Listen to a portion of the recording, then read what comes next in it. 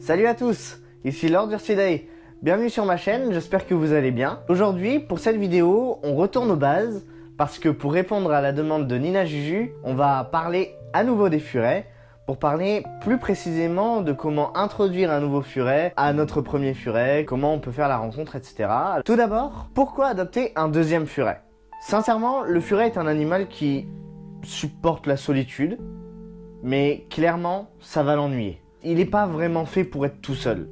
Ils peuvent survivre tout seuls, il n'y a pas de problème. C'est pas des animaux grégaires comme les rats par exemple. Et ils ont besoin d'avoir un copain pour leur équilibre psychologique. D'ailleurs, le fait d'avoir un copain, ça va leur permettre de pouvoir jouer ensemble, dormir ensemble, renforcer les liens sociaux. Ça va aussi les stimuler psychologiquement, socialement. Et puis du coup, ça va aussi pouvoir les permettre d'être moins craintifs. C'est vrai que c'est pas toujours évident d'appréhender la venue d'un nouveau furet. Je sais que dans notre cas, moi, c'est vraiment ce qui me faisait très peur. On avait adopté Moriarty, on savait qu'il faudrait qu'on en adopte un deuxième, mais j'essayais de retarder l'échéance au maximum parce que c'est un vrai protocole. C'est quelque chose qui peut pas se faire du jour au lendemain. C'est des animaux qui sont assez stressés et il faut vraiment prendre le temps de faire les choses bien comme il faut, entre la quarantaine et la mise en contact, j'y reviendrai tout à l'heure, mais tout ça fait que c'est quand même un gros protocole à suivre. Et moi, c'est ça qui me faisait peur. Mais finalement, Moriarty, on avait beau avoir créé un super lien avec lui, au bout d'un moment, on sentait qu'il s'ennuyait. On avait beau le stimuler, on avait beau jouer avec lui, lui faire des balades, on sentait que c'était pas pareil. Il était posé, il déprimait un petit peu. Ça va, il était pas malheureux, mais on sentait qu'il lui manquait vraiment quelque chose. Du coup, on a envisagé d'adopter un deuxième furet, et c'est là que tout a commencé. Comment ça se passe quand on adopte un deuxième furet?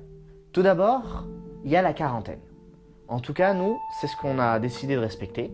Alors une bonne quarantaine, théoriquement, c'est 40 jours. Le mieux, si on peut faire 1 mois, 3 semaines, c'est bien. Mais le grand minimum, ça reste 2 semaines.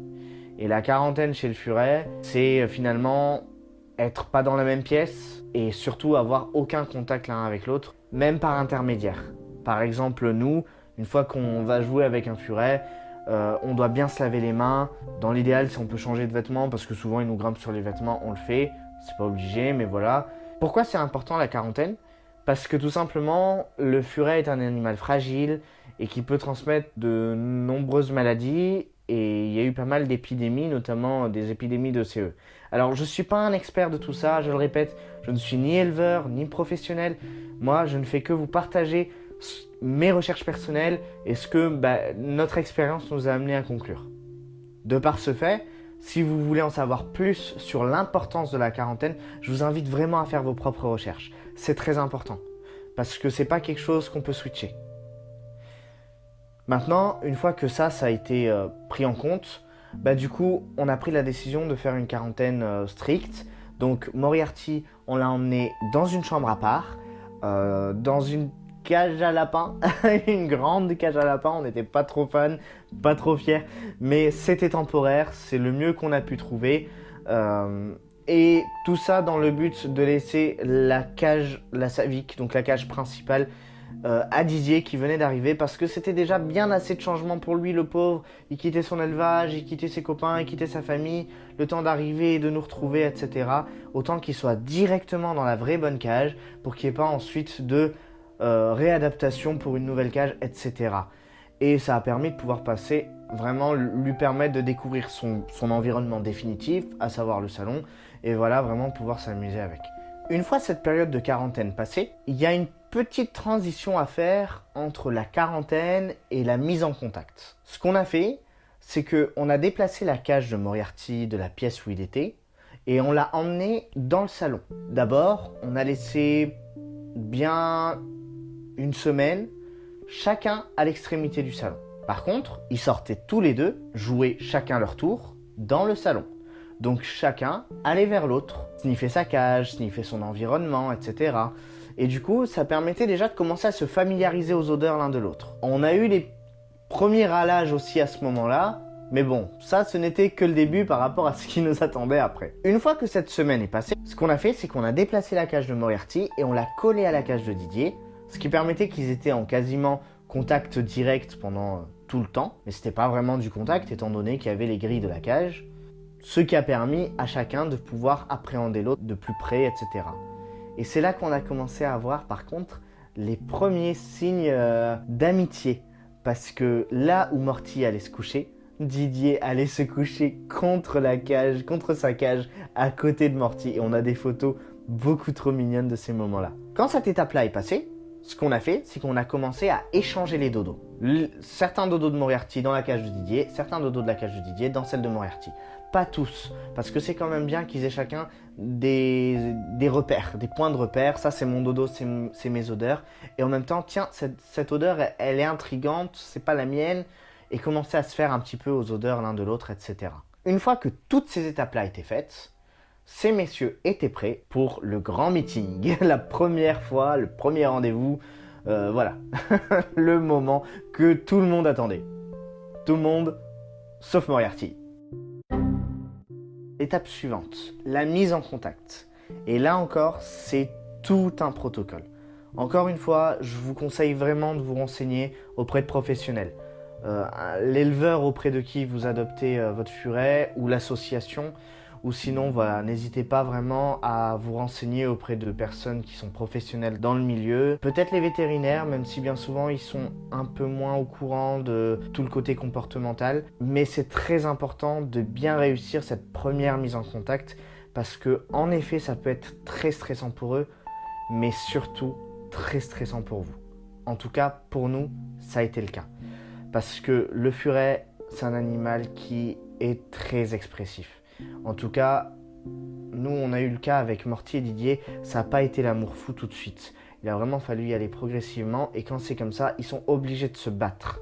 Et quand ils se battent, c'est hyper impressionnant. Mais il ne faut pas intervenir parce que, comme je le disais dans ma précédente vidéo, c'est comme ça qu'ils vont établir aussi un lien de hiérarchie, savoir lequel des deux va prendre le dessus sur l'autre. Et c'est comme ça qu'ils vont chacun trouver leur place dans leur relation et à ce moment-là construire une relation, une belle relation. Sincèrement, ça a été horrible à gérer pour nous, mais c'est pas impossible. Encore une fois, je le répète, ce qui va suivre, il s'agit de notre expérience. Je dis pas que c'est ce qu'il faut faire, je dis pas que c'est la meilleure chose à faire, je dis que c'est ce que nous, on a trouvé à faire. On s'est aussi fait beaucoup conseiller par les deux éleveurs, celui de Moriarty et celui de Didier, mais également par des personnes qui avaient vraiment beaucoup d'expérience dans l'éducation du furet. Donc, nous, ce qu'on a fait, on a pris une pièce neutre, en l'occurrence la cuisine, parce que notre salle de bain est trop petite et en plus Moriarty connaissait déjà notre salle de bain. Bien souvent, les gens favorisent quand même la salle de bain, mais nous, on a pris la cuisine et on a fait une rencontre à ce moment-là dans la cuisine. Nous, ça a été un cas un peu particulier, on va pas se mentir, parce qu'ils ont pas cherché à aller l'un vers l'autre directement. Ça a même été un petit peu plus compliqué parce que Didier était très sociable et avait vraiment envie d'aller jouer avec Morty, mais Morty faisait tout pour éviter le contact avec Didier. Alors, c'était probablement du stress, Morty étant très hypersensible pour un furet, c'était probablement du stress, mais au bout d'un moment, il fallait quand même le pousser à aller au contact, le pousser à aller malheureusement un peu à l'affrontement pour qu'il puisse voilà, faire face, rencontrer son copain et puis commencer à créer une relation. Ça a été très long à faire, très impressionnant et il a fallu qu'on force un peu Moriarty à le faire. Maintenant, ça n'a pas non plus pris des siècles. En ce qui nous concerne, ça a pris 2 gros mois. 2 gros mois pour vraiment, 3 mois pour vraiment qu'ils soient copains. C'est très long parce qu'il faut vraiment du coup jouer avec chacun d'entre eux, etc. Mais le tout, c'est d'être patient et de le faire régulièrement. Voilà. Quand c'est comme ça, faut essayer de les laisser vraiment aller à leur rythme. Nous, c'est les conseils qui nous ont été donnés. Mais encore une fois, notre cas était très particulier parce que Morty faisait tout pour éviter tout contact.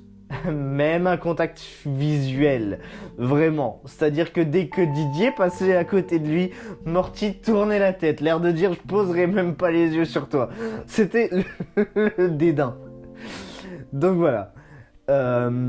Et dès qu'il y avait un contact entre eux, Morty cherchait à tout prix à aller se cacher. Alors, c'est bien, parce que du coup, faut le respecter, etc. Mais le problème, c'est pareil, c'est que ça avançait pas. On a tenu une semaine, 2 semaines, comme ça, à ce rythme, mais ça n'avançait pas. Et Didier savait plus quoi faire en fait, parce que Didier, il avait envie d'aller vers Morty, mais Morty, lui, il voulait juste se cacher. Et pourtant, Morty était pas terrorisé, dans le sens qu'il n'y avait pas, comme je le disais dans ma précédente vidéo, de pipi, de caca, de sang, il n'y avait rien de tout ça. C'était juste une préférence personnelle, rester tout seul dans son coin. Alors, ce qui nous a été conseillé et ce qu'on a décidé de faire, c'était d'enlever toute potentielle cachette. Donc, un endroit nu, où ils ont simplement eu un espace à eux, où ils ont simplement été obligés d'être en contact l'un avec l'autre. Ça a pris énormément de temps, parce que du coup, Morty ne cherchait absolument pas à aller vers Didier, et au bout d'un moment, Didier, lui, il s'est un peu lassé. Du coup, dès que c'était comme ça, tout ce qu'il voulait faire, c'était rester avec nous, parce qu'on était les seuls à le calculer, le pauvre. À ce moment-là, ce qui nous a été conseillé de faire, ça a été de mettre toutes les rencontres sur vidéo pour pouvoir surveiller, mais nous sortir de la pièce, parce que Didier était obnubilé par nous et du coup n'allait pas vers Morty et Morty ne se laissait pas approcher. Donc on a quitté la pièce en laissant la porte entrouverte, en essayant de regarder, en faisant passer le téléphone par la porte pour regarder ce qui se passait, etc. Et c'est là qu'ont commencé les premières bagarres. Et il y a eu des premières bagarres où il y a eu de l'embrouille, ça a hurlé et c'est hyper impressionnant. Je suis pas sûr de vous mettre une vidéo sur YouTube là parce que c'est vraiment très impressionnant, ça hurle hyper fort, alors qu'au final ils ont pas réellement mal. Il peut y avoir des petites plaies mais ça se soigne rapidement et au final sincèrement ça dure pas longtemps parce que eux-mêmes ça les fatigue et une fois que l'embrouille est passée, ils sont tous les deux apaisés, donc ça peut durer peut-être 2-3 minutes et puis ils sont tous les deux apaisés parce qu'ils sont tous les deux claqués et que du coup ils se tolèrent un petit peu mieux. Alors évidemment, dès qu'il y a eu pipi et caca, on n'a pas eu cas de sang, mais dès qu'il y a eu pipi et caca, direct on intervenait, on les éloignait, on les séparait, voilà. Et puis après, au bout d'un moment, quand ils ont commencé un petit peu à avoir le contact entre eux, on s'est permis d'intervenir un petit peu plus. Alors à ce moment-là, toujours en restant dans cette pièce neutre, on venait s'installer avec eux, on essayait de jouer un petit peu avec l'un, un petit peu avec l'autre, on essayait de leur donner une friandise, un peu d'huile de coco, sur la même cuillère, chacun dans son extrémité. Et là, ils se laissaient doucement approcher. On restait quand même dans ce cadre neutre parce qu'ils n'étaient pas prêts à aller tout de suite dans un cadre familier où chacun connaissait la pièce et où chacun aurait pu vouloir faire sa loi. Ce qu'il faut savoir aussi, c'est que ce genre de rencontres, l'idéal, c'est de ne pas les faire trop longues. On a commencé par 5 minutes, puis 10 minutes, parce qu'encore une fois, c'est pareil. Ça a été très lent, Morty voulait vraiment pas et du coup il a fallu lui laisser le temps. Une fois on est monté jusqu'à 40 minutes parce que justement Morty arrêtait pas d'éviter Didier. Et au final ça l'a fait tranquillement à aller à leur rythme. Alors ça on peut le faire 1 fois par jour, 2 fois par jour en fonction de leur énergie aussi. Le tout c'est pas de les épuiser mais c'est vraiment aussi qu'ils puissent derrière passer du temps tout seul à jouer avec nous, à ce qu'on puisse les câliner, etc. Ce qui s'est passé aussi, c'est qu'on a commencé à les balader ensemble. On a eu quelques jours de très beau soleil, alors on en a profité pour les balader ensemble. Et figurez-vous que ça a été un pas en avant énorme. Quand on les a emmenés tous les deux à un endroit en plus que Morty connaissait pas, ils étaient beaucoup plus à même à aller l'un vers l'autre, à se suivre l'un l'autre. Morty regardait beaucoup plus ce que faisait Didier. Mais c'est bizarre, Didier il est quand même bien plus à l'aise. Qu'est-ce qu'il fait? Comment il joue dehors? Mais ça a l'air marrant de faire ce qu'il fait. Je vais aller voir. Ça s'est pas fait non plus en un jour. Mais ce qu'on a fait aussi à ce moment-là, c'est qu'on les prenait tous les deux. Alors, encore une fois, on a reçu Didier en novembre, le temps de commencer les rencontres, respecter les quarantaines, tout ça. On était bien fin décembre, donc on avait beau avoir beau soleil, il faisait un peu frisquet. Suffisamment quand même bon pour qu'on puisse les sortir, mais il faisait suffisamment frisquet pour les prendre tous les deux et les blottir l'un contre l'autre dans nos bras. Et figurez-vous que c'est là les premières fois où ils ont pu passer du temps l'un contre l'autre ensemble à ne pas râler. Et voire même, on a eu droit à quelques petites léchouilles de Didier vers Morty et que Morty se laissait faire. Donc les balades, nous, dans notre cas, ça a été décisif. Ce qui a aidé aussi une fois, ça a été l'unité face à l'ennemi commun. On les avait baladés dans un parc et à ce moment-là, sorti de nulle part, un chien débarque et vraiment mais se rue sur eux. Alors on a rapidement le réflexe direct, on a juste le temps de les prendre et de les porter. Et en fait, on a à ce moment-là, vu qu'ils n'étaient pas encore copains, on les transportait chacun dans sa cage de transport bien à lui. Mais là, on n'a pas eu le temps, vu que ça s'est fait très vite. On a pris Didier, paf, dans le sac de transport. On a pris Morty, paf, dans le sac de transport. Et on a fermé le sac de transport, on l'a levé, etc. Ben, figurez-vous qu'ils n'ont pas arrêté de se blottir l'un contre l'autre parce qu'ils étaient terrifiés du chien. Alors, le chien était en plus assez insistant. Et le propriétaire était curieux des furets, etc. Donc, il n'a pas tout de suite percuté que ça valait mieux qu'il s'en aille. On a réussi à éloigner le chien et son propriétaire, etc. Ça s'est bien passé, mais quand il est parti, on les a retrouvés l'un et l'autre blottis l'un contre l'autre. Il n'y en avait pas un seul qui couinait, qui chouinait. La peur les a rassemblés et c'était vraiment génial. Alors bon, malheureusement, voilà, c'est pas quelque chose qu'on recommande à chaque fois, mais je pense que le petit coup de pression a quand même bien aidé parce que juste après, quand on les a rentrés, on les a tout de suite mis dans la cuisine ensemble. Eh ben, il n'y a pas eu de baston. Ce jour-là, il n'y a pas eu de baston. Chacun a fait sa petite vie, voilà. Mais il n'y a pas eu de baston. Alors, il y a eu des bastons dans les jours qui ont suivi. Ça a repris un peu son cours dans les jours qui ont suivi. Mais là, en l'occurrence, ça s'est bien passé. D'où l'importance de la persévérance, de la patience et de la persistance. Faire ça régulièrement, même par petites doses. Mais au fur et à mesure, ils vont commencer à bien s'entendre et c'est comme ça que ça va se faire. Une fois ces rencontres passées, une fois qu'ils ont commencé à bien s'appréhender ou en tout cas se supporter, ce qu'on a décidé de faire, c'était de les mettre tous les deux dans le salon, en liberté dans le salon, pour des sessions de jeu, en se disant que de toute façon on restait avec eux et si vraiment Morty n'avait pas envie, il pouvait rentrer dans sa cage et à ce moment-là, on allait éloigner Didier s'il était insistant ou vice-versa. Et figurez-vous que c'est là que doucement ont commencé à naître les premières parties de jeu. Timide, hein, parce que c'est toujours Didier qui réclame Morty. Et Morty un peu méfiant, qu'est-ce que tu me veux, pourquoi tu t'approches, machin. Mais c'est comme ça que ça a commencé doucement. Et ça a encore pris 1 voire 2 mois de plus avant qu'ils puissent bien s'appréhender. Et en fait, à coup de sessions de jeu comme ça et de balades, ça s'est fait plutôt naturellement, on s'en est pas trop rendu compte, mais finalement un jour, on se disait, bah ça fait une semaine qu'il n'y a pas eu d'embrouille, qui sont assez respectueux l'un de l'autre, du rythme l'un de l'autre. Didier, quand il voyait que Morty avait pas forcément envie, bah il le laissait tranquille, et quand Morty voyait que Didier avait vraiment envie de jouer, bon bah il acceptait de jouer un petit peu. On s'est dit, eh ben pourquoi pas les laisser dormir ensemble. Alors, on a commencé à les mettre ensemble dans la même cage, en journée, quand on était présent. Et ça a duré quelques jours. On n'a pas fait ça très longtemps, on a fait ça peut-être sur 5 jours. Mais pendant 5 jours, on les mettait ensemble dans la même cage dès qu'on était présent à la maison et au réveil. Et puis en fait, ils ont commencé à prendre l'habitude. Et il n'y a eu aucune baston. Et puis finalement, ça s'est fini sur une cohabitation complètement paisible. Aujourd'hui, on va pas vous mentir. Comment ça se passe entre eux? C'est deux caractères qui sont très différents. Alors, c'est pas les meilleurs copains du monde. Didier a toujours plus envie de jouer que Morty. Et Morty préférera toujours jouer avec nous qu'avec Didier. Ça, on le voit. Surtout avec moi, vu le lien qu'il a tissé avec moi. Mais ils s'aiment quand même énormément. Ils sont tout le temps à dormir l'un contre l'autre. Alors parfois, il y a des bagarres, il y a des bastons. Parfois, ça couine super fort. Mais en l'espace de 10 secondes, le temps qu'on arrive, eh ben, on les voit chacun de leur côté à faire leur vie. C'est des frangins, ils vont se battre, ils vont s'embrouiller, et puis en fait, juste après, ils seront en train de jouer. Et puis, ils se stimulent bien tous les deux. Et quand il y en a un qui commence à être pas très bien, on a eu Morty malade récemment, on voyait que Didier s'inquiétait quand même. Quand il n'a pas vu Morty parce qu'il a dû passer la nuit chez la vétérinaire, il était un petit peu paumé, on voyait qu'il le cherchait dans la cage.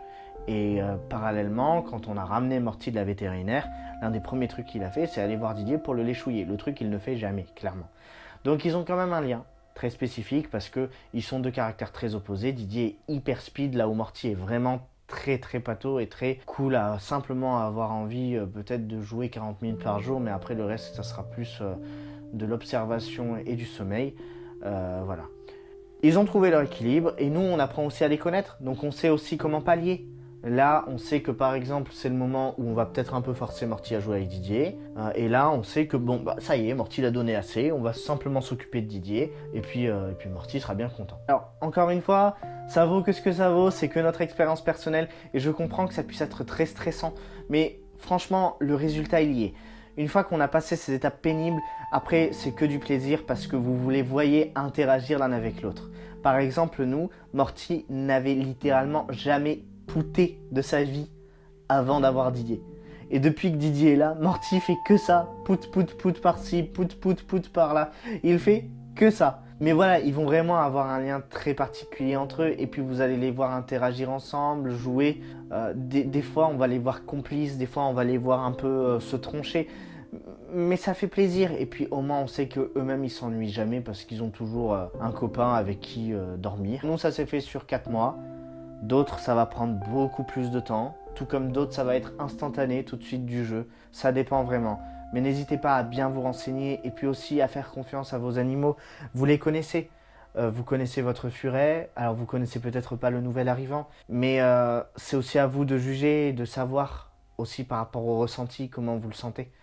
Voilà, c'est peut-être les conseils que moi je pourrais donner, mais encore une fois, le plus gros conseil, c'est de vraiment bien vous renseigner. N'hésitez pas à être ouvert aussi à plein d'expériences, mais gardez en tête qu'aucun conseil ne vaudra votre expérience personnelle. Voilà, bon, j'espère que cette vidéo vous aura plu. Merci d'avoir pu regarder mes vidéos précédentes. Merci pour ceux qui me suivent et qui aiment bien mes débuts sur ma chaîne. Alors, j'essaye des nouveaux formats. J'ai aussi du matériel qui commence un petit peu à arriver, que j'essaye doucement. Alors peut-être qu'il y aura des vidéos de meilleure qualité que d'autres. C'est à voir. En tout cas, j'espère que ce que je fais vous plaît. Et puis sinon, moi ça m'éclate de le faire quand même. N'hésitez surtout pas à commenter, liker, vous abonner si c'est pas encore fait. Puis n'hésitez pas aussi à me faire vos retours si vous avez envie de vidéos très spécifiques. En tout cas, je vous souhaite à tous une très bonne journée. Et puis on se revoit très prochainement dans le 6e territoire. A plus les gars!